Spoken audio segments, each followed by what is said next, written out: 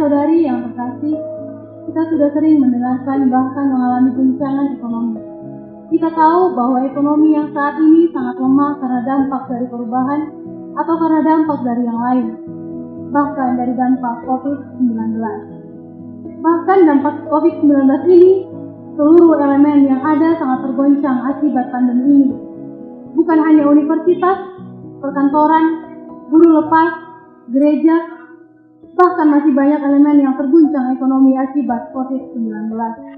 Oleh sebab itu, saudara-saudari yang terkasih, jangan tinggalkan Tuhan, sebab Dia selalu ada pada diri kita. Bahkan, Dia selalu menyertai kita pada saat susah maupun senang, bahkan dalam kondisi apapun yang kita rasakan pada saat ini. Maka berimanlah di tengah goncangan ekonomi pada saat ini.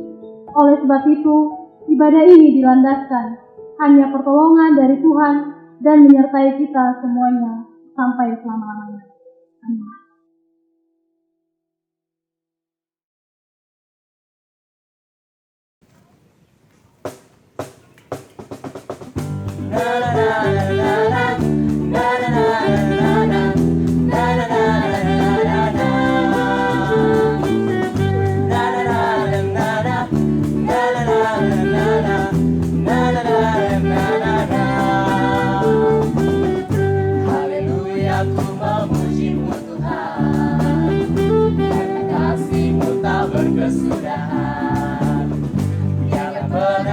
Memuji Sang Raja di atas gunung dan di dalam samudra. Tanganku angkat padamu, kan syukuri rahmat-Nya Kau beri. Kakiku melompat bagimu, sebab rahmat-Mu baru setiap hari. Bersyukurlah kepada Dia baik, sebab Dia baik, bawa saja untuk selamanya. Kasih setianya, kasih setianya.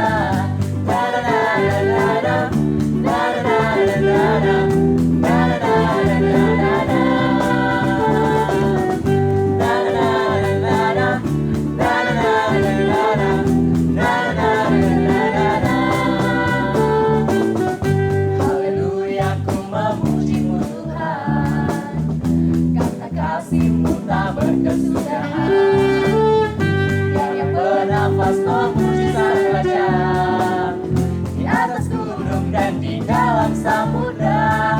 Tanganku angkat padamu, mensyukuri rahmat-Nya Kau beri. Kakiku melompat bagimu, sebab rahmat-Mu baru setiap hari.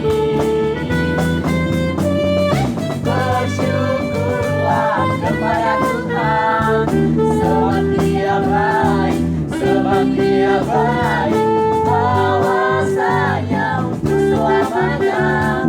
Kasih setianya, kasih setianya. Bersyukurlah kepada Tuhan, sebab Dia baik, sebab Dia baik, bawasanya untuk selamanya. Kasih setianya, kasih setianya.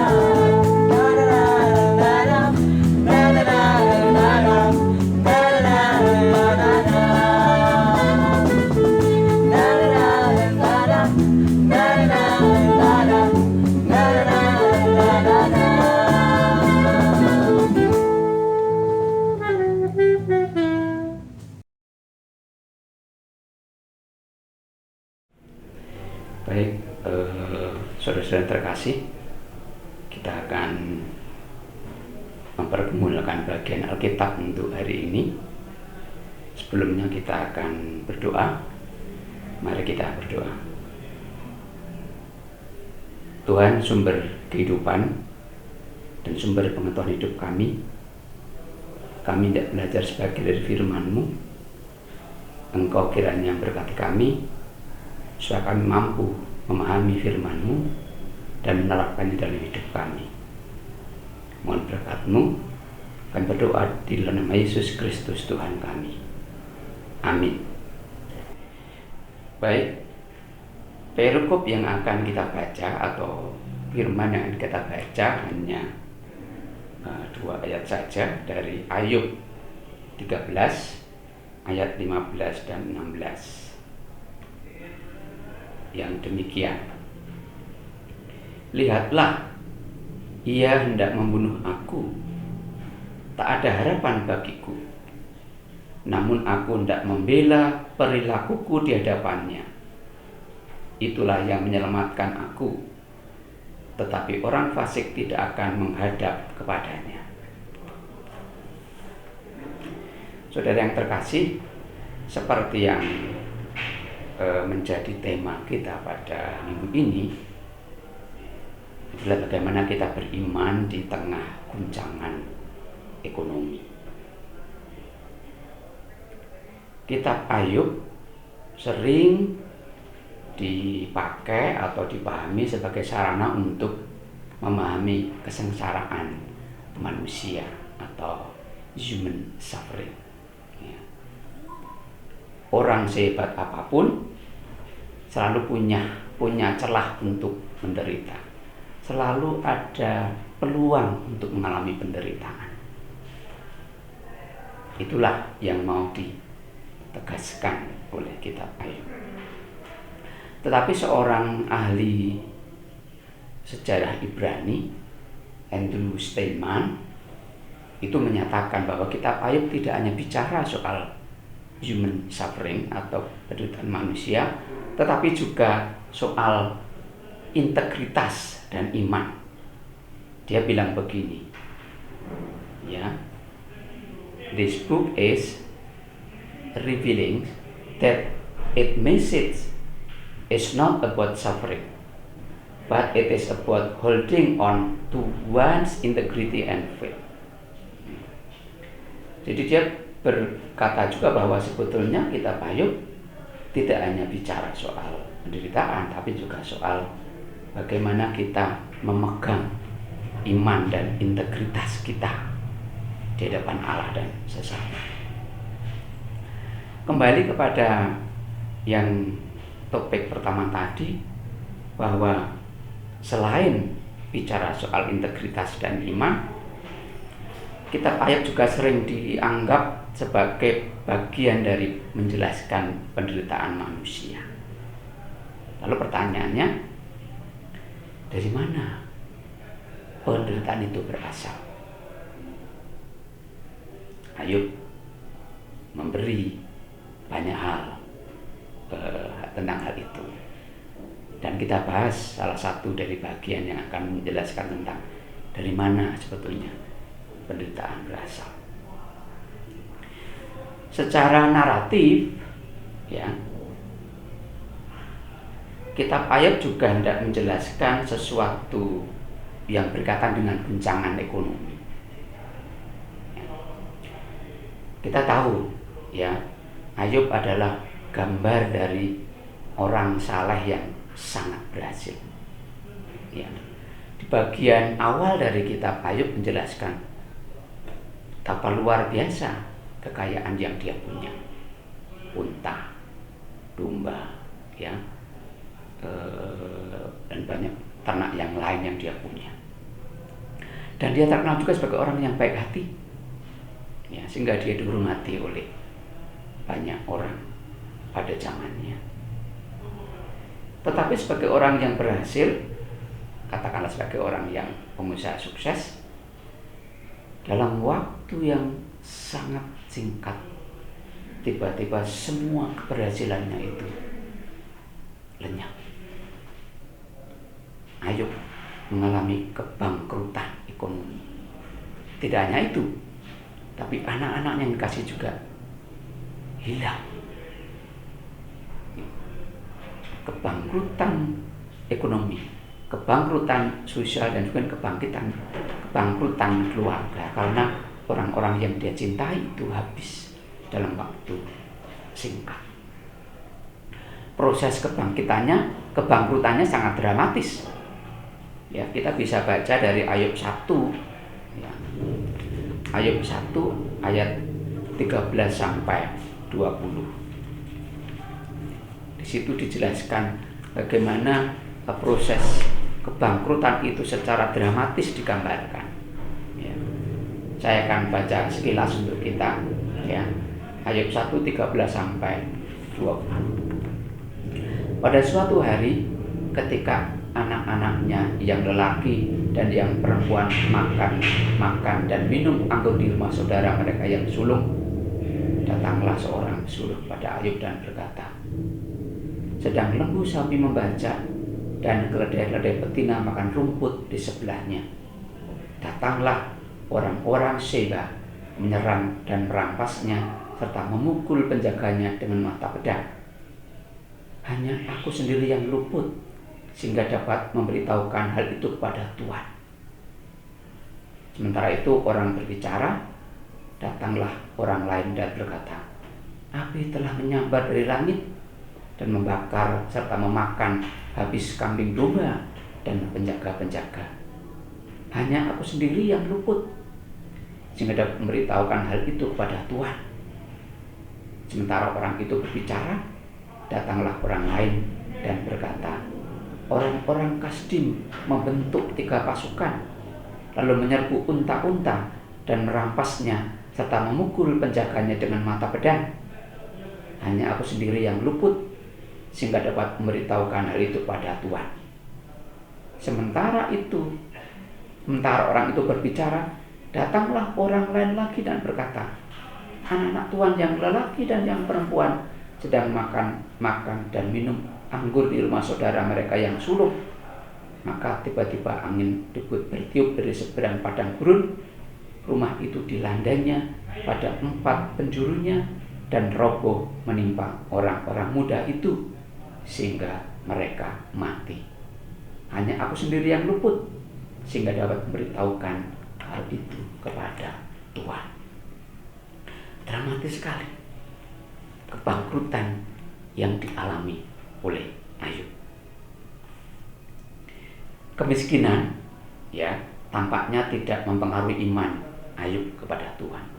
Walaupun dia bangkrut, walaupun dia jatuh miskin, tetapi dia tidak berkurang imannya pada Tuhan. Dia berkata dalam ayat 20 pasal 1, maka berdirilah Ayub lalu mengoyak jubahnya dan mencukur kepalanya, kemudian sujudlah ia dan menyembah. Katanya, dengan telanjang aku keluar dari kandungan ibuku, dengan telanjang juga aku akan kembali ke dalamnya. Tuhan yang memberi, Tuhan yang mengambil, terpujilah nama Tuhan. Kebangkrutan ekonomi, guncangan ekonomi tidak mengurangi iman Ayub kepada Tuhan. Di sini kita melihat Ayub justru makin beriman di tengah penderitaan, khususnya saat mengalami guncangan ekonomi. Namun dialog dengan teman-temannya mendorong Ayub untuk mulai meragukan keyakinannya kepada Allah. Ya, bagian yang kita baca tadi ayat pasal 13 ayat 15 dan 16 itu menunjukkan iman Ayub mulai goyah. Dia berkata, lihatlah, ia hendak membunuh aku. Tak ada harapan bagiku, namun aku hendak membela perilakuku di hadapannya. Itulah yang menyelamatkan aku. Tetapi orang fasik tidak akan menghadap kepadanya. Ayub hendak berdialog, berdebat tentang Tuhan. Mengapa dia mengalami kebangkrutan? Mengapa ekonomi yang dia bangun bertahun-tahun hilang dalam sekejap? Penderitaan waktu itu memang dianggap sebagai simbol orang yang tidak baik.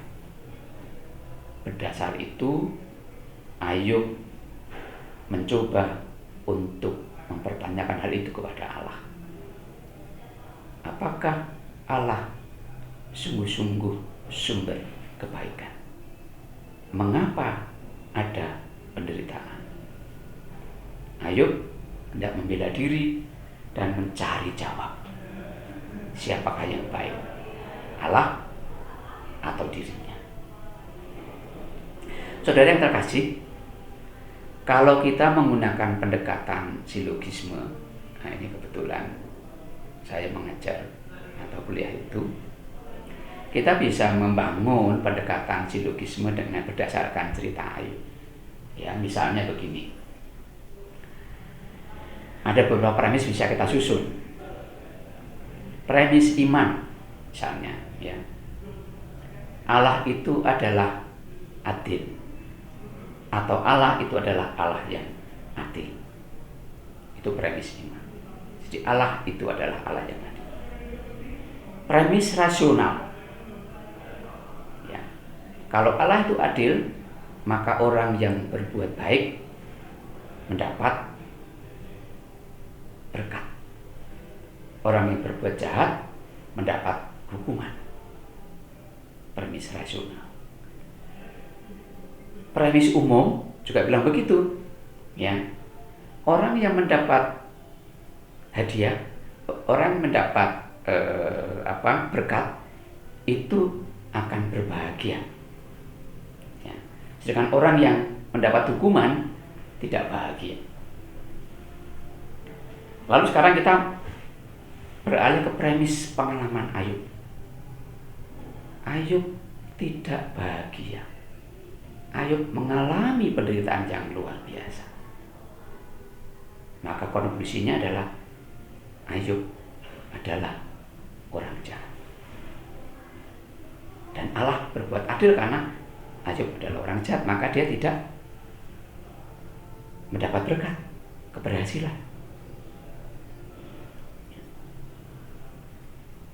Apakah betul bahwa Ayub adalah orang jahat? Mengapa Allah membiarkan Ayub mengalami kebangkrutan? Sebelum jawab itu, mari kita dengar satu cerita yang pernah terjadi dalam hidup seseorang. Sebut saja ada seorang anak namanya Robert. Ya, dia anak seorang pengusaha sukses. Bapaknya terkenal, ya, orang yang sukses, orang yang murah hati, orang yang dihormati di mana-mana. Tetapi Robert tidak mengalami keberhasilan seperti yang bapaknya lakukan. Usahanya jatuh bangun dan tidak pernah berhasil. Dia bangkrut berkali-kali. Dia mengalami guncangan ekonomi berkali-kali. Pertanyaannya, mengapa anak ini tidak sehebat ayahnya? Mengapa anak ini tidak sesukses ayahnya? Sebetulnya ayahnya juga sedih melihat anaknya bangkrut berkali-kali. Ya. Ayahnya juga menderita melihat hal itu. Ia sebagai ayah sebetulnya sangat berkuasa dan bisa menolong si Robert untuk keluar dari kebangkrutan. Ya. Tetapi ia tidak bisa menolong anaknya. Karena dia takut kalau dia ikut campur tangan, jangan-jangan justru membuat Robert terluka. Membuat Robert merasa tidak dihargai. Ya. Maka walaupun bapaknya tuh punya kekuasaan yang luar biasa karena kaya, dia tidak bisa menolong anaknya. Anaknya berada di luar kontrol dirinya. Sebab itu dia tidak bisa menolong anaknya. Namun saudara, kalau si Robert bersedia datang kepada bapaknya dan minta tolong, saya dengan yakin dan meyakini dengan sungguh-sungguh bahwa bapaknya akan memberi pertolongan. Apa saja yang dia butuhkan? Ya modal, ya nasihat, ya jaringan, dan sebagainya yang dia punya. Karena bapaknya adalah pengusaha yang sukses. Sangat mungkin kalau anak minta tolong dan datang, dia pasti akan mendapat pertolongan. Hanya itu harapannya. Harapannya anaknya akan datang dan meminta tolong. Tetapi tidak terjadi. Anaknya justru menjauh dari ayahnya.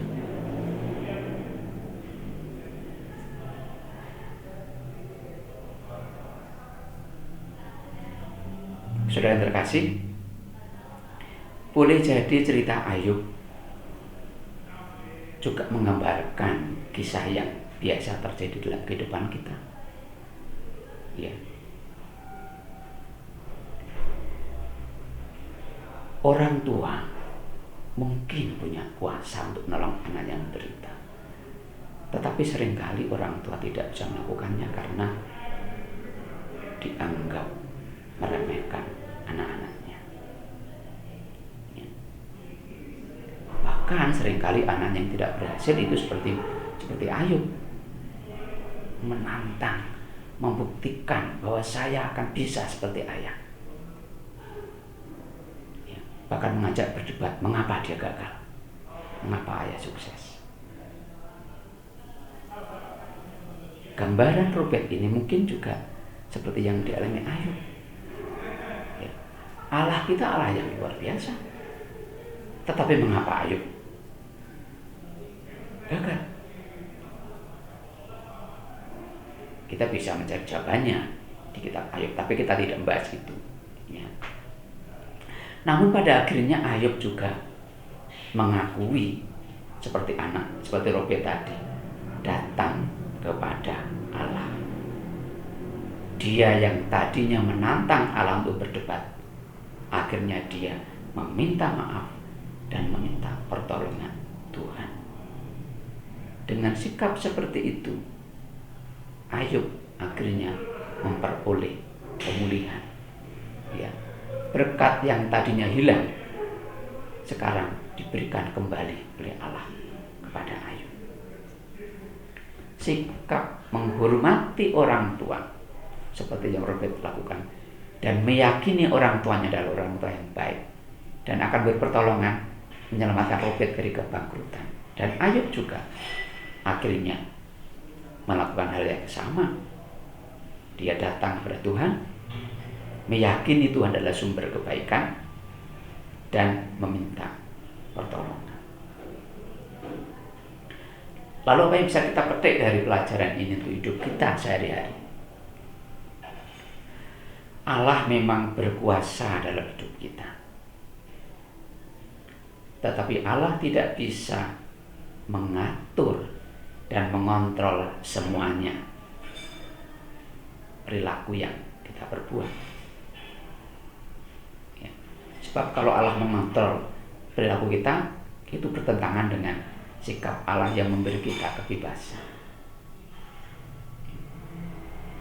Hanya iman yang akan membuat kita berani datang kepada Tuhan dan meminta pertolongan ketika kita mengalami kesulitan hidup. Sikap inilah yang penting. Jadi bagaimana kita beriman di tengah guncangan ekonomi seperti yang terjadi sekarang? Ya kita harus punya keberanian datang kepada Tuhan dan meminta pertolongan. Saya yakin Tuhan akan memberikan jalan keluar. Lewat banyak perkara, lewat banyak peristiwa, Tuhan akan memberikan jalan keluar. Berbagai macam jalan keluar akan diberikan Tuhan kalau kita bersedia datang dan beriman kepadanya di tengah situasi apapun, terutama dalam situasi yang penuh guncangan ekonomi sekarang ini. Jadi keberanian kita datang pada Tuhan itu menolong kita untuk mencari solusi atas hidup, kesukaran hidup yang kita hadapi. Mari sebagai mahasiswa, sebagai dosen, sebagai pegawai, pekerja pendidikan, kita berani datang kepada Tuhan saat kita menghadapi kesulitan di hidup. Dengan begitu, kita akan mendapat pertolongan. Bukan hanya itu, yang lebih penting adalah kita mengambil sikap Yakub dan mengambil sikap Robert. Kita makin teguhkan bahwa beriman di tengah guncangan ekonomi adalah penting bagi kita, supaya kita melihat bahwa Tuhan memberi berkat kepada kita. Amin.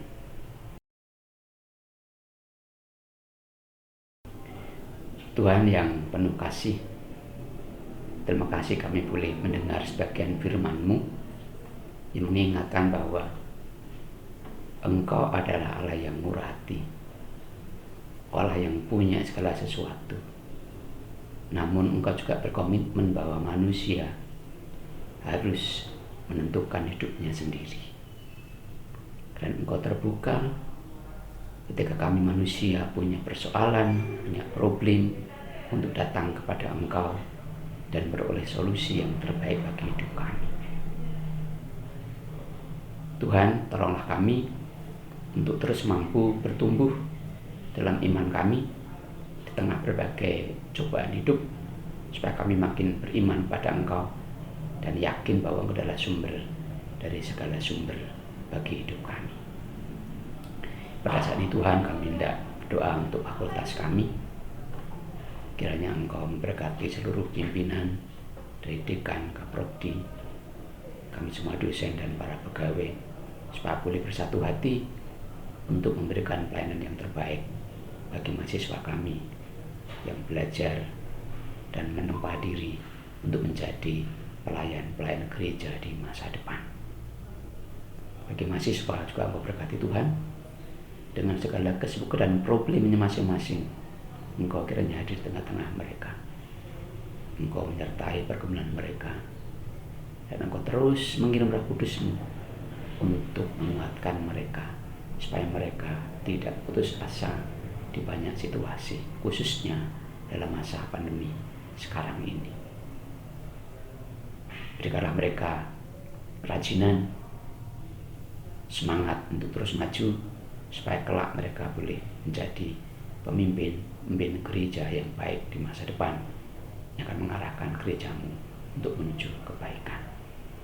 Untuk kampus kami UKSB, terberkati juga dari rektor sampai yang terbawah, supaya mereka dimampukan untuk mengelola program pendidikan tinggi yang baik di tengah masa pandemi ini.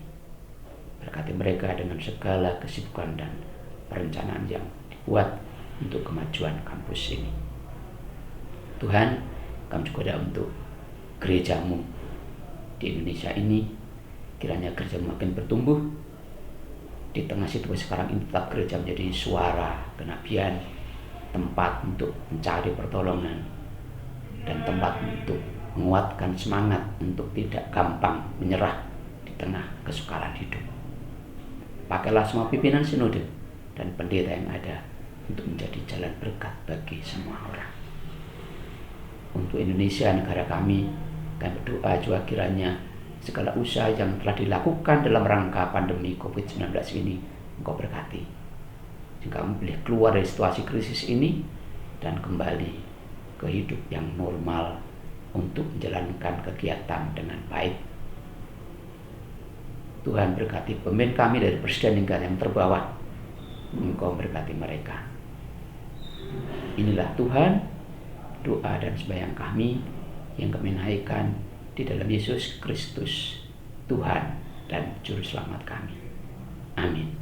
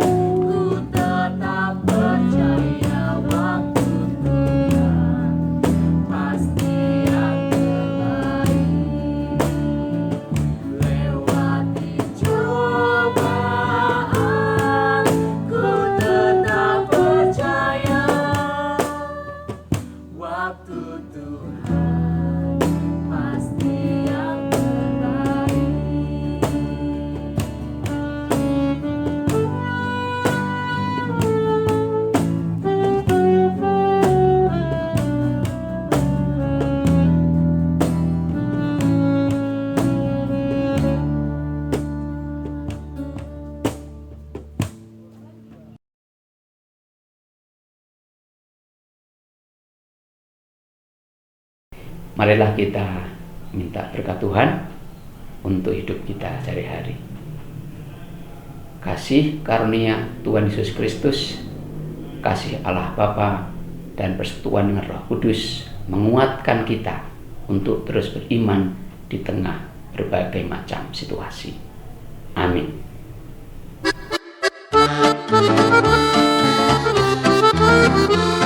Thank you.